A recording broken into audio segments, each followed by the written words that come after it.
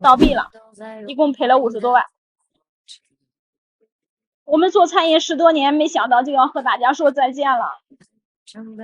从开业到现在一共半年的时间，真的太快了，就像做梦一样。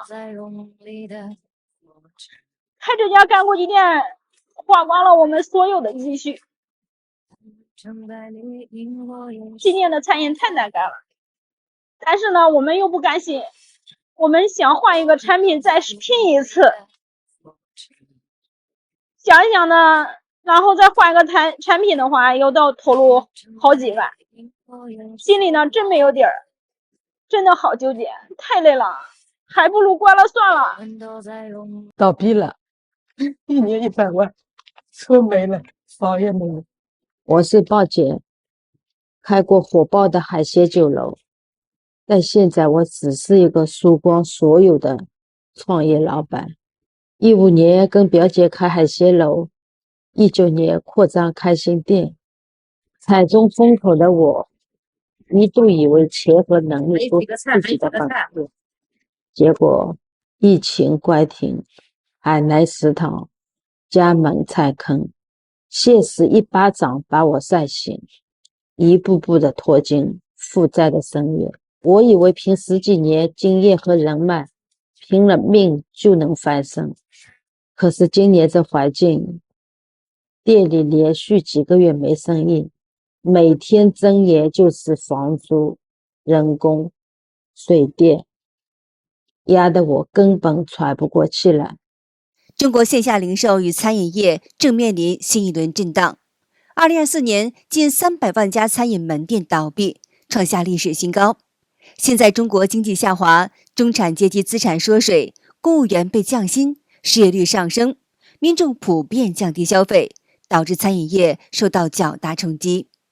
我的饭店从今天起就要关门了，对不起，让大家失望了。今天是我们珠宝街江西小炒开业的第376天，从今天开始我们就正式不接客了。刚和我的员工开完了会，聊完了天，我还记得当时开这个店总共投资了130万，还是满怀期望的开了这家店。刚开业的时候，我几乎是每天在这里直播，我一般直播时间是中午的12点到2点。然后每天都会来珠宝街直播，在直播的时候呢，大部分都是我的粉丝，他们都会跟我打招呼，而且他们看到我直播都会立马就来我店里吃饭。博主分享说，前段时间外卖生意火热，他也跟风搞了一个餐车，每天晚上7点在门口摆摊，卖凉菜、藕片、鸭头、小龙虾等。那一段日子，如今已经成了他心中的一段最美好的回忆。餐饮这行业其实不容易，加上整体环境低迷，大家都不太愿意出门吃饭了。无奈之下，他只能选择关掉门店。在关灯锁上门店那一刻，他终于忍不住哭了出来。有网友留言，开一家餐馆从筹建到开业，从团队磨合到运营顺畅，每一步都凝结着餐饮人的汗水。只有亲身经历过的人才知道这条路该有多难走。各位餐饮同行们，我先撤了，熬不住了，拜拜。其实大环境的关系，从24年5月份餐饮的下降，大家都愿意出来消费，那时间久了，成本跟不上了。我扛了1年多，每个月贴4、5万，再加上之前的房租、装修150、60万就进去了，实际上压力还是很大的。我来苏宁跨年夜那天，全是人，楼梯已经走不动了，每家每户都在排队，排到11点多，人流量非常好，但是就一下子就不行了。每个月硬往里面贴，觉得生意会慢慢好起来了，结果并不是，所以说算了，我不陪他们玩了，我先撤了。我们倒闭了。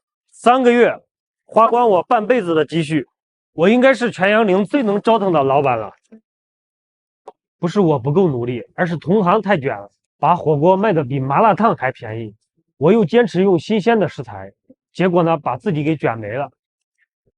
肯定想过呀，但是没敢去做。创业嘛，肯定是为了赚钱，但是不能昧着良心去赚。用鲜牛肉是我的底线，如果连这一点都保证不了，那我宁愿不做。博主说，他在3个月内就把半辈子积蓄都给花光了。他最担心的是怎么和他老婆交代，因为他曾经答应过一定要让他做富婆，结果现在却成了富婆，负债的富。博主说他不认输，咬牙贷款100万，租下一间500平的店，开了一家干锅牛肉馆。他希望这一次能够东山再起。有当地网友提醒说，你在那个地段开店真的是不好说。前年那里有一家马老三火锅店，后来倒闭了。去年是家地摊烤肉，后来也倒了。今年你选在那里开店，你家菜真不错，就是那个地段好像有点风水不太行。也有网友说，现在经济不好，在哪开店都不一定能成，还是别折腾了，能保住自己不亏就已经是很不错的了。非常遗憾的告诉大家，就在华生卫龙即将满1周年的时节，我们决定闭店了。从1年前开业到今天，一路踉踉跄跄，在开业最火爆的期间，就遭遇了步步高新天地方，违背当初的承诺，不给外卖。店里的极限只能摆放4张桌子，一路憋屈的面对着经营面积小、顾客一多就没有位置的问题，还有就是空调的问题。3燃的中央空调到我们这里就成了冬冷夏热，给客户的体验感非常的不好。店主说，冬天顾客冷得坐不住，夏天热得满头大汗。他一直在努力与商场沟通，希望能够改善环境，但始终得不到回应。面对商场的强势，他既气愤又无奈，最终只能关闭这家店。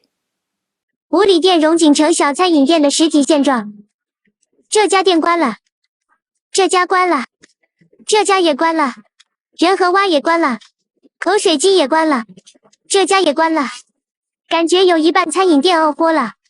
现在都是大门紧闭上锁，香满居也关了，羊肉粉也关了，卖菜的也关了，关了，这也关了，这家也关了。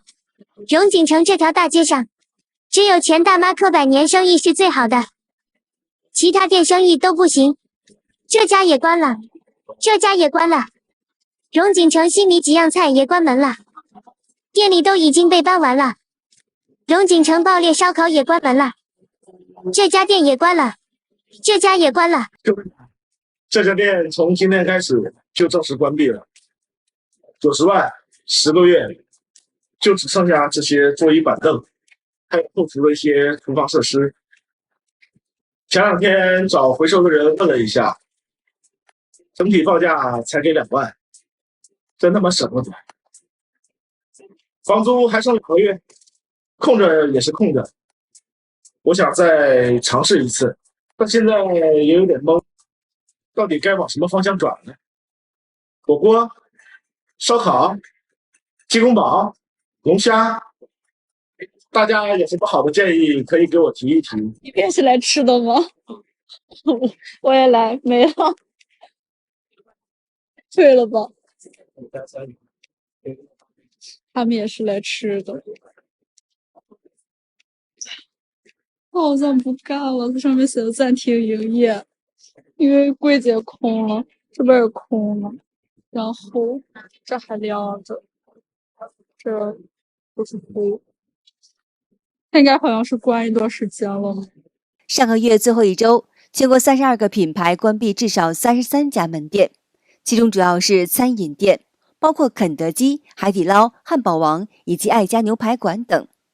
以无锡为例，无锡多家汉堡王门店陆续贴出停业公告。作为全球第2大速食汉堡品牌，汉堡王从2005年进入中国市场，截至今年6月底，门市数量已经由去年的1474家缩减至1367家，半年内减少107家。很惊讶，很突然，新街口天安大厦的汉堡王它关门了。这是南京的第1家汉堡王，在肯德基和麦当劳杀入了中国市场10几年之后，它在南京开业了，差不多也就在09年前后，算起来也陪伴了南京人15、16个年头了。但是为什么它没有原因的情况下突然就关门了呢？其实新街口地区原来还有一家汉堡王，就是在国际金融中心的负1楼，但是很可惜，那家店在2020年底也关门了。也就是说，现在在新街口的核心商圈已经没有一家汉堡王的身影。突发一个消息，汉堡王有可能要退出中国市场，一个城市1月间连续闭店10家。这2年中国汉堡横空出世，各种价格战打的那叫一个惨，直接让汉堡价格回归10年前。汉堡王无论是销售额还是利润上都在不断下滑，无奈只能关店自保。但是如果把汉堡王干掉了，对中国消费者而言，中国汉堡会不会涨价，我们就不得而知了。那边是新街口中央商场，这里是正红街，听说这家肯德基马上就要闭店了。这家店小的时候真的经常来，然后你看他们家这里就贴了一个停业公告，11月1号关，然后今年10月31号是最后一天营业。这家店在2楼，上小学的时候经常来，那时候每次来吃一顿都要高兴好久。这家肯德基其实挺大的，这边有一大块，然后这边还有一半。小时候来就喜欢坐在这个里面，但是它现在已经关掉了。3个月200万就打水漂了，加盟是不是坑？想不想就是躺着赚钱？一做就干，一做就废。加盟是不能干的。装修的时候，老板说一定要看着有质感，不能用次的东西。这装修的时候拆都费劲。看这一套音响，火锅店还搞音响，这里是一套点歌系统，花了几千块。这一张桌子花了大几千块钱。一个火锅店最后剩下来的就是一些铜管子、电线、烂桌子、烂椅子。装修了2个多月，开了2个多月，美的的空调一次都没有用过呀。冬天开的2个月倒闭了，关到现在。中国餐饮总数已经突破900万家，远超民众的实际消费需求。餐饮业因此竞争激烈，倒闭潮也成为了难以避免的结果。大批餐馆关门歇业，厨师群体也遭遇了失业潮。许多厨师在社交平台上发文表示，竞争日益激烈，薪资越来越低，有的说他已经失业半年多了。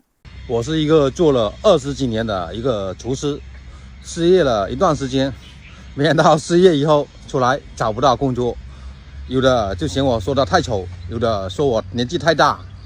难道找份工作真的有那么难吗？蓝乾坤，找不到工作。在重庆沙坪坝城中村小巷里，有一家简陋的旅店，最便宜大通铺一晚只要8块钱。不少打工者因为找不到工作，为了节省开支，选择暂住于此。郭明在重庆从事厨师工作10多年，经常住在这家8块钱的旅店。每年在过完中国新年以后，他都会从万州老家来到重庆找工作。到了8月底，再返乡帮父亲收稻子，在稻谷入仓以后，再回到沙坪坝继续打工。每天清晨，郭明都会前往沙坪坝的劳务市场寻求机会。他在身前摆着用香烟纸盒做成的简历，周围站满了同样举着牌子找工作的厨师。郭明告诉记者，今年就业形势格外艰难。从年初到9月，他总共只工作了不到1个月。此前，他在一家菜馆掌勺，20多张桌子的餐馆，炒菜全靠他一个人。为了节省成本，老板要求员工吃客人剩下的饭菜，他不愿意吃剩饭，想自己炒点土豆丝。结果与老板发生争执，最终被辞退。郭明手机里安装了几个常用的求职软体，如川渝厨师、掌上厨师等。他不放过任何的机会，从大饭店到街边小馆，只要看到合适的岗位，就会主动打电话咨询。他表示，今年找工作的人明显增多了，招聘信息刚发布几分钟，页面就显示已经有10几位求职者打过了电话。而且工作内容也变得更繁重，以前炒锅师傅只需要负责炒菜，现在还得负责兼顾切菜、洗碗，甚至还要清理餐桌。年龄也成了他求职路上的一道坎儿。郭明今年47岁了，但许多招聘广告都明确要求45岁以下，甚至有的还是40岁以下。他解释道，厨房工作极其消耗体力，一天要连续炒菜、洗锅10几个小时。年纪大了，动作慢，薪资自然也会被压低。半年下来，他跑了20多家店，却没有一家愿意录用他。在中国社交媒体上，不少厨师纷纷发视频吐露心声，表示找工作太难了，只能是在家躺平。有人写道，已经失业5个月了，很迷茫，开始怀疑当初是不是选错了行业。有网友感叹，以前都说灾年饿不死厨师，今年厨师却是失业人数最多的。好的，今天就和大家聊到这儿了，请您记得点赞、订阅、留言，并且分享给您的朋友们。感谢您的支持，我们下期节目再见。